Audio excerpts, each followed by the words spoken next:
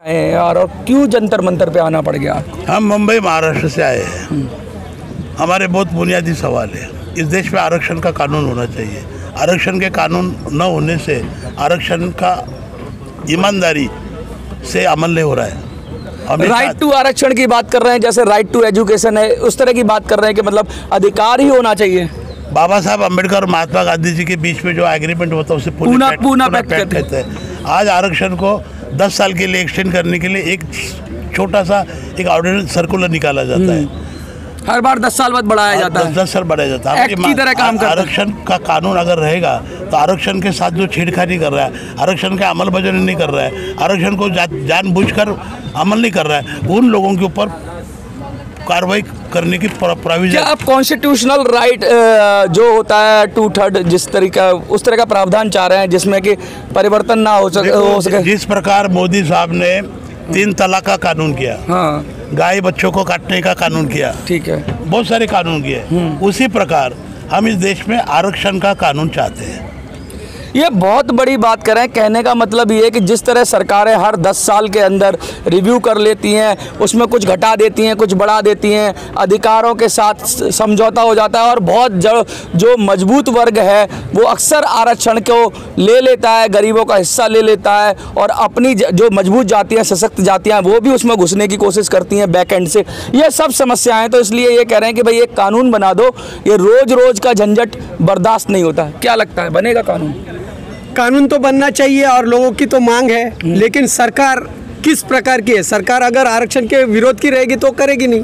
अगर वो चाहते हैं कि नहीं अभी इनका करना चाहिए तो वो करेंगे, अगर नहीं करते तो हमें फिर से धरना प्रदर्शन करना पड़ेगा और वो आगे तक करते रहेंगे। आपके जो लीडर हैं, समाज के लीडर हैं, आप लोग जो पॉलिटिकल लीडरशिप है वो इतनी कमज़ोर क्यों है कि उस दबाव में आ जाती है और सही से बात नहीं उठाती? पहले तो हम जातियों में बटे हुए हैं, हर एक की अपनी अपनी मान्यता अलग है और इनको सबको एक साथ लाना हर एक की बस की बात नहीं है। तो हम कुछ कैटेगरीज कर चुके हैं, एससी कर चुके हैं, एसटी कर चुके हैं, उसमें उस तबके को एक साथ ला रहे हैं। लेकिन फिर भी किसी ना किसी वजह से ये जो रिजर्वेशन है, ये जो इसमें रिजर्वेशन जो है कॉन्स्टिट्यूशन में, उसमें क्या होता है एक साथ सब वोटिंग करते हैं और हमारा जो प्रतिनिधि है जो हमारा होना चाहिए वो चुनकर आता नहीं है और उसकी वजह से ये बहुत बड़ा वो चक्कर है। क्या जब पूना पैक्ट था तो उसके अंदर ये कहा गया था कि दलितों के लिए अलग पॉलिटिकल सिस्टम होगा और उन्हें वोट देने का अधिकार होगा। अभी क्या होता है कि वो रहता तो दलितों की आबादी जब फिक्स हो जाती है सीट, तो वो रहता तो सबका है वो, लेकिन कहते दलित का है, असल में वो होता नहीं। चुनकर आता है वो कहता है मुझे तो सभी ने वोट किया। अब उसको ये पता होगा कि ये मेरे ही कैटेगरी के लोगों ने मुझे वोट किया तो उनकी काम करेगा। इसी बात को मैं बहुत अच्छी तरह से हिस्सा आंदोलन भी इस तरह का चल रहा है। इस बात को मैं अच्छी तरह समझाना चाहता हूँ। जिस प्रकार ग्रेजुएट कॉन्स्टिट्यूंसी है, हाँ, जिस प्रकार टीचर की कॉन्स्टिट्यूंसी है, बिल्कुल है, जहाँ कैंडिडेट टीचर रहता है, हाँ, जहाँ कैंडिडेट ग्रेजुएट रहता है, उसको वोट देने वाला भी टीचर रहता है या ग्रेजुएट होता है। यहाँ क्या होता है, कैंडिडेट SC ST का रहता है, वोट सब देता है, वोटर मात्र जनरल रहता है, हाँ, तो वो वही कैंडिडेट चुन कर जाता है जो मेजॉरिटी जो अपर कास्ट है, हाँ, उनका हित का जो काम करता है। उनके वो कहता है कि भाई मेरे को तो सबने वोट किए, वो तो मैं क्यों? हमारा कहना है कि इसी प्रकार इंडियन पीपल रिप्रेजेंटेटिव एक्ट में ये पार्लियामेंट्री अमेंडमेंट है, रिजर्व कैटेगरी में कैंडिडेट अगर रिजर्व रहेगा, वोटर भी रिजर्व होना चाहिए। ये बहुत बड़ी बात है और पूना पैक्ट जब हुआ था तो डबल वोटिंग की भी बात हो रही थी उस समय, लेकिन जब गांधी जी अड़ गए और बाबा साहब को थोड़ा पीछे हटना पड़ा तो बाबा साहब ने कहा था ये मेरी बहुत बड़ी भूल है। अब क्या लगता है कि वो रिफॉर्म होगा? क्योंकि अब बाबा साहब के मानने वाले तो वो सब सहमत हो गए उस बात पे, आप लोग बात उठा रहे हैं, क्या लगता है रिफॉर्म होगा? बाबा साहब अम्बेडकर ने अपने जीवन में कई बार कहा है कि कांग्रेस ये जलता हुआ घर है, इस जलते हुए घर से आपने दूर रहना चाहिए। ये जो समस्या खड़ी हो गई और इतने सालों में इस कांग्रेस ने इस चीज़ को दबा के रखा, इस पर काम नहीं किया, इसलिए हम क्या कर रहे हैं, ये मांग को लेके सेव रिजर्वेशन मूवमेंट के अंतर्गत हमने ये मांग उठाई, क्योंकि हम भली भांति जानते हैं कई लोगों को कई नेताओं को इस देश के अंदर मिर्ची लग रही है, बुरा लग रहा है, क्योंकि डिसिप्लिन की जब बात आती है और नरेंद्र मोदी जी जो एक एक पहल कर रहे हैं तो देश के हित में वो पहल करने की कोशिश कर रहे हैं और इसलिए हमारी उम्मीद बढ़ गई कि जो 70 साल में जिस चीज़ को कांग्रेस ने दबा के रखा, ये सही मौका है कि बाबा साहब अम्बेडकर का जो जो सोच था उस सोच की अमलबजावनी करने के लिए सही मौका है। और इसलिए इस सरकार के पास हमारी ये भावना पहुंचाने के लिए आज हम यहाँ पर भाइयों जंतर मंतर पर आए हुए हैं।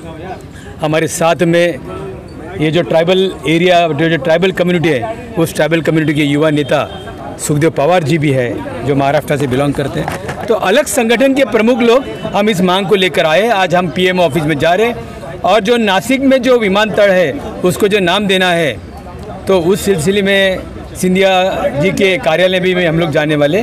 और इस बात को अगर पॉजिटिवली नहीं होता है तो निश्चित स्वरूप में SC/ST की जो कमेटी है पार्लियामेंट्री कमेटी जो खासदार की, हम सभी खासदार को आने वाले समय में मिलकर उनको सबको साथ में लेके एक बड़ा आंदोलन यहाँ पर खड़ा करेंगे।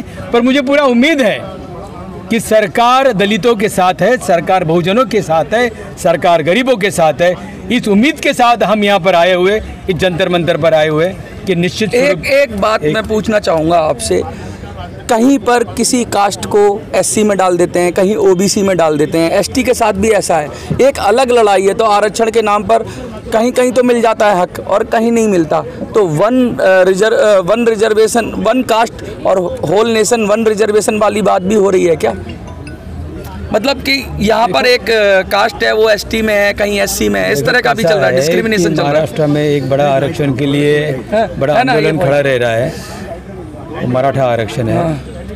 तो उसी मराठे को हरियाणा में कुछ अलग बोला जाता है, पंजाब में कुछ अलग बोला जाता है। तो वहाँ उन लोगों को आरक्षण दिया जाता है। आज सवाल ऐसा है कि हमारे ये कुंचीकुरी समाज के जो लोग हैं इनका भी एक बड़ा ऑल इंडिया पर आरक्षण का मुद्दा खड़ा है। सर, जैसे आपका समाज है ST के अंदर, जैसे बताया सर ने ST के अंदर आता है, क्या लगता है आपको कि सरकार ने इतना ज़्यादा इसके अंदर डिस्क्रिमिनेशन हो रहा है, जगह कहीं कुछ है कहीं कुछ है, इतना ज़्यादा एक तरह का इतना ज़्यादा वो हो गया है कि बहुत कॉम्प्लेक्स हो गया है, इसको सिंप्लीफाई क्यों नहीं करती है गवर्नमेंट? पहली बात मैं आपको ये बता दूँ कि हम एक जाति के, एक धर्म के लोग हैं, एक जाति के लोग हैं। इनको आके महाराष्ट्र में 2 गटे में विभाजन है, कहीं पे NT कहते हैं तो कहीं ST। हाँ, वही इधर में साइड में ST का उनको आरक्षण मिलता है। हाँ। और इधर पे छोड़ने के बाद उनको NT का आरक्षण मिलता है। मतलब यही चक्कर। और जाति तो एक ही है, जाति एक ही है लेकिन 2 तरह का आरक्षण। तो ये क्यों है? यही तो समझ में नहीं आती है। तो कानून इसके लिए भी बनवाने की कोशिश करेंगे। देखिए मैं बता दूं कि नेशनल लेवल पे उस पर कुछ होना चाहिए, नेशनल लेवल पे वो कमेटी गठित होनी चाहिए और उस तरह से किसको किस तरह का आरक्षण देना चाहिए वो होना चाहिए। देखिए मैं बता दूं कि रिजर्वेशन के साथ जो खेल हुआ, पॉलिटिकल रिजर्वेशन की जब बात हुई, जब पूना पैक्ट हुआ तो ये बात बड़े जोर शोर से उठाई गई थी कि दलितों का जब तक उत्थान नहीं होगा, जब तक कि उनका पॉलिटिकल रिप्रेजेंटेशन नहीं होगा। लेकिन वहाँ भी खेल हुआ, निगोसिएशन हुआ और निगोसिएशन के बाद गांधी जी और अंबेडकर जी एक टेबल पर आए और मिल बैठकर उन्होंने एक नया तरीका निकाला जिसको रिजर्वेशन के नाम पे हम लोग देखते हैं अंग्रेजों के टाइम से शुरू हो रहा है और अभी भी आ रहा है। लेकिन उससे भी जो मूल बात थी कि दलितों का उत्थान होना, वो पूरी तरीके से नहीं हो पाया, कमज़ोरों का उत्थान नहीं हो पाया। पॉलिटिकल रिजर्वेशन के लिए 10-10 साल का जो टेन्योर होता है वो इनको बर्दाश्त नहीं है। ये कह रहे हैं कानून बने और ऐसा कानून बने जिससे दलित की वोटिंग हो तो दलित ही कैंडिडेट हो, सब तरह का।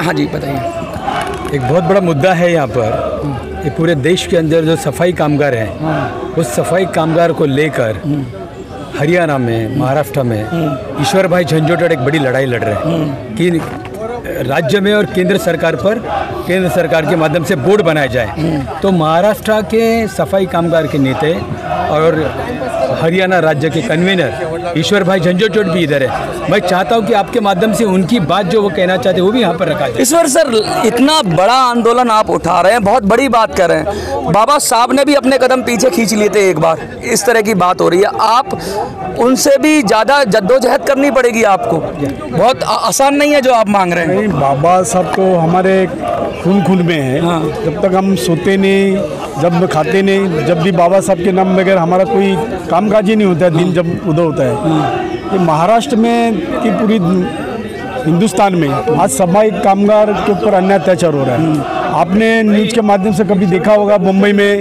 एक सात लोगों ने ड्रेनेज लाइन में जो सफाई का काम करने गए, कहाँ पर ड्रेनेज लाइन नहीं है तो वहाँ पर वो लोगों ने टाकी बनाई है। तो सफाई कामगार को ठेके पे दिया जाता है, ठेकेदार कोई उच्च जाति का रहता है, लेकिन सफाई कामगार बेचारा वो महिला जो है टाकी से निकालता है। कहने का मतलब है कि ऊपर जो पैसा है वो सब ठेकेदार खा जाता है, ठेके खा जाता है। और वो सफाई कामगार को कोई सुविधा नहीं जाती, ना ऑक्सीजन दिया जाता है, ना उसको रस्सी दी जाती है, ना लाइट दी जाती है। वो बेचारा जब टाकी में उतरता है तो वहाँ जहरीली गैस होती है, वहाँ मर गया और कोई उसको बचाने देगा कि वो भी अंदर। इस प्रकार से महाराष्ट्र में 3 घटना भी, 4 दिल्ली में भी ऐसा हुआ सर, मैंने दिल्ली में भी हुआ, हरियाणा में भी, सोनीपत डिस्ट्रिक्ट में भी। तो आज सबसे अगर परेशान है तो सफाई कामगार है। अभी आप देखिए महाराष्ट्र में या दिल्ली में भी जहाँ भी है नेशनल लेवल पर सफाई कामगारों का बोर्ड नहीं है, सफाई कामगार का बोर्ड नहीं है। लेकिन महाराष्ट्र में और यहाँ पर जो माथाड़ी कामगार जो सब्जी मंडी में सर पर ढोता है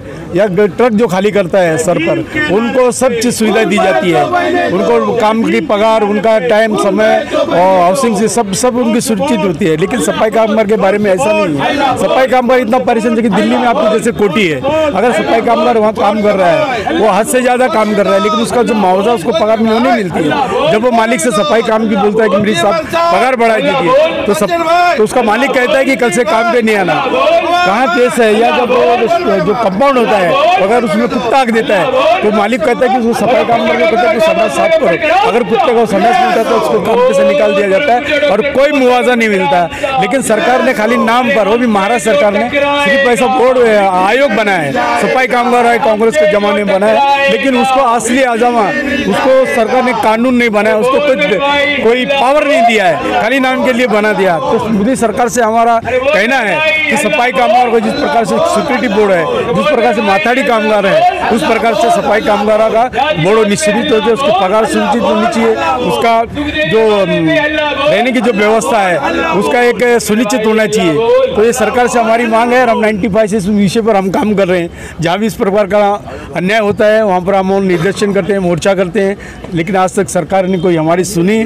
लेकिन मोदी सरकार से हम अपेक्षा करते हैं कि ये सफाई कामगारों का मुद्दा है। मैं तो समझता हूँ कि सफाई कामगारों का इतना भयानक है, जिस दिन हिंदुस्तान में सफाई कामगारों ने अगर काम बंद कर दिया तो मुझे लगता है चाइना से और पाकिस्तान से लड़ाई करने की ज़रूरत नहीं है, यहाँ के लोग ऐसे ही बीमारी से मर जाएंगे।